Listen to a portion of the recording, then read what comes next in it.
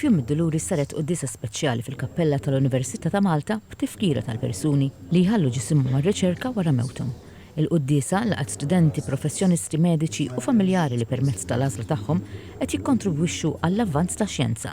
Jiena niġi għal qudiesa l-ewwel nies għax diġà tajna ir-raġel tiegħi bħala donatur għat-tobba biex jistudjaw fuq. M'hemmx tibżgħu. Qed tagħmel l-ġid.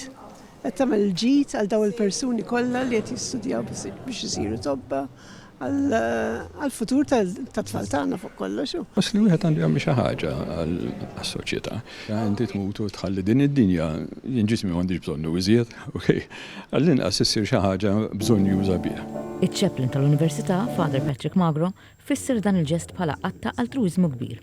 Xi drabi naħsbu li biex tagħmel karità bil-fors trid tmur il-missjoni jew trid tagħti l-flus. Imma din hija qatt ta' altruiżmu qawwi, nkunu pratikament studenti kollha tal-mediċina, ħaġa sabiħa ħafna li jiġu mhux biss studenti li huma kattoliċi jew li huma prattikanti, imma jiġu ixin ir-reliġjon tagħhom jew li ma jipprattikawx ir-reliġjon.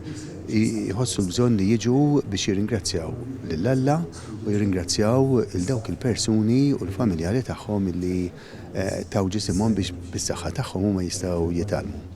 Il-memorja ta' dawn id-donaturi tibqa' ħajja f'monument li hemm barra l-kappella li jfakkar il-100 sena mill-ewwel donatur. Dan għamilnieh biex dawk il-persuni li jkollhom qrabathom li jħallu l-ġisem tagħhom għar-riċerka ikollhom post fejn jiġu talba żgħira u iħossuhom qrib li dawk il-persuni li jkunu ħallew għamlu dan il-ġest daqshekk ġeneruż għalina.